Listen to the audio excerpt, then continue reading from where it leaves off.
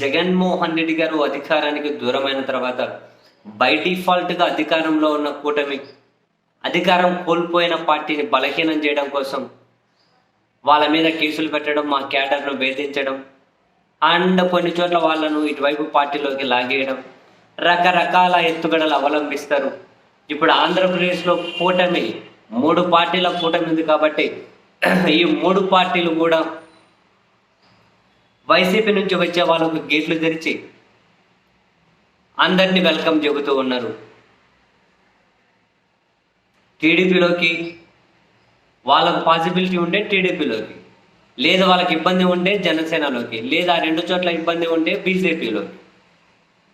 ఆ విధంగా గేట్లు తెరిచి అయితే ఇన్వైట్ చేస్తూ ఉన్నారు వైసీపీ నుండి. మరి కొందరి మీద కేసులు పెట్టి ఆ విధంగా వెంటాడుతూ ఉన్నారు. ఈ క్రమంలో జనసేన పార్టీలో చేరుతున్న వాళ్ళే కాసింత ఎక్కువ మంది కనిపిస్తూ ఉన్నారు. అండ్ ఈ విషయంలో తెలుగుదేశం పార్టీ ప్రేక్షక పాత్ర వహిస్తున్నట్లు కనిపిస్తూ ఉంది. అయితే మొత్తం ఎపిసోడ్ చుట్టూ వినిపిస్తున్నటువంటి కథనాలు, విశ్లేషణలు ఏంటి అంటే, మొత్తం మీద అయితే ఈ కూటమి పార్టీలు మూకుమ్మడిగానే వైఎస్ఆర్ కాంగ్రెస్ పార్టీని బలహీనం చేయాలనే ఎత్తుగడతోనే టీడీపీలోకి, జనసేనలోకి, బీజేపీలోకి వాళ్ళందరినీ మళ్లించుకుంటూ ఉన్నారు. ఇది 3 పార్టీల మధ్య అండర్స్టాండింగ్తోనే జరుగుతూ ఉంది అన్న విశ్లేషణలు అయితే కనిపిస్తూ ఉన్నాయి, వినిపిస్తూ ఉన్నాయి. ఒకవేళ అదే నిజమైతే వైఎస్ఆర్ కాంగ్రెస్ పార్టీకి ఏదో ట్రాప్ వేద్దాం, జగన్కి ఏదో బలహీనం చేసే విధంగా ట్రాప్ వేద్దామని చెప్పి తెలుగుదేశం పార్టీ కనుక ఇటువంటి గేమ్ ఆడుతూ ఉంటే డెఫినెట్లీ ఆ ట్రాప్లో చిక్కుకుపోయేది టీడీపీని. ఆ విషయం మరి అంత విశేష రాజకీయ అనుభవం ఉన్న చంద్రబాబు సార్కి తెలుస్తుందో తెలియదో మనకు తెలియదు. అయితే ఇందులో ఇంకో కోణం ఉంది. ఇప్పుడు నేను అంటున్నది, ఈ 3 పార్టీల కూటమి అండర్స్టాండింగ్ తోటే వైసీపీ నుంచి లాగుతూ ఉన్నారు అన్నది నిజమైతే తెలుగుదేశం పార్టీ ఆ ట్రాప్లో జగన్ను బలహీనం చేద్దామన్న ట్రాప్లో వాళ్ళు ఇరుక్కుపోతున్నట్లే. ఎందుకని? సింపుల్, జనసేన బలపడుతుంది అని అంటే that is directly proportional to TDP బలహీనపడుతుంది అని. జనసేన బలపడుతుంది డైరెక్ట్లీ ప్రపోర్షనల్ టు టీడీపీ బలహీనపడుతుంది. అంతేగాని వైఎస్ఆర్ కాంగ్రెస్ పార్టీ నాయకులు పోయినంత మాత్రం ఇప్పుడు 2014లో 44% పైన ఓటు బ్యాంక్ వైసీపీ, 2019లో రౌండ్ ఫిగర్ తీసుకుంటే 50%, 2024లో కూడా 40%. సో ఆ 40% కంటే తగ్గించడం అనేది ఇంపాసిబుల్. టీడీపీకి కాదు, ఎవరికైనా. అదంతా ఆషామాషిగా కాదు.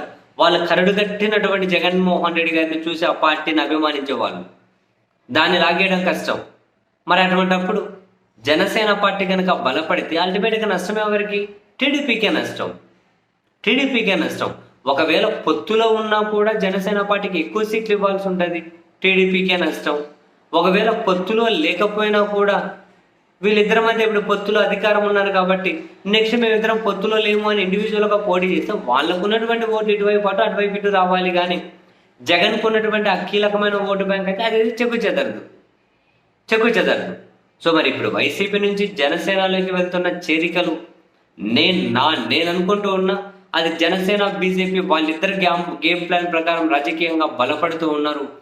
నెక్స్ట్ రాబోయేది టీడీపీకి నారా లోకేష్ నాయకత్వమే కాబట్టి ఆ నారా లోకేష్ గారి నాయకత్వం టీడీపీలో బలోపేతమయ్యే ఆ టైం వచ్చేసరికి జనసేన, బీజేపీ ఏపీలో ఒక మంచి ఫోర్స్గా రెడీ అవ్వాలి. కనీసం మొదటి ప్లేస్లో, సెకండ్ ప్లేస్లోకి వచ్చే విధంగా మనం బలపడాలి అనే ప్రయత్నాలు వాళ్ళు. ఇప్పుడు చంద్రబాబు గారు అడ్డుకోలేని పరిస్థితుల్లో ఉన్నారు. ఇప్పుడు అడ్డుకుంటే మొదట్లోనే కూటమి కుంపటి అవుతుందేమో అని చెప్పి, పెటాకులు అవుతుందేమో అని చెప్పి ఆయన ఏమైనా ఆగుతూ ఉన్నారేమో అని నేను అనుకుంటూ ఉన్నాను. టీడీపీ తదుపరి లీడర్షిప్ నారా లోకేష్ గారే కాబట్టి ఆయన లీడర్షిప్లోకి పార్టీ వచ్చేసరికి జనసేన, బీజేపీ బలపడాలి అనే ప్లాన్ తోటి వాళ్ళు వైసీపీ నాయకులను చేర్చుకుంటున్నారేమో అనిపిస్తూ ఉంది.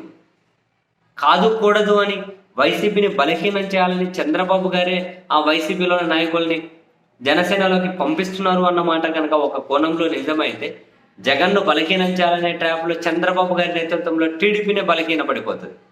నారా లోకేష్ గారి ఫ్యూచర్ లీడర్షిప్కి ఇది ఖచ్చితంగా గండి కొడుతుంది. మరి వాళ్ళు మాత్రం ఆలోచించగలుగుతున్నారో లేదో తెలియదు. బట్ ఒకటైతే ఫ్యాక్ట్, వైసీపీకి సంబంధించిన వాళ్ళు ఎక్కువగా జనసేనలోకి పోవడం వెనక ఏదో ఒక పెద్ద గేమ్ అయితే నడుస్తూ ఉంది. ఆ గేమ్ అన్నది మరికొన్ని రోజుల్లో అయినా కూడా క్లారిటీగా తెలుస్తుందేమో చూడాలి.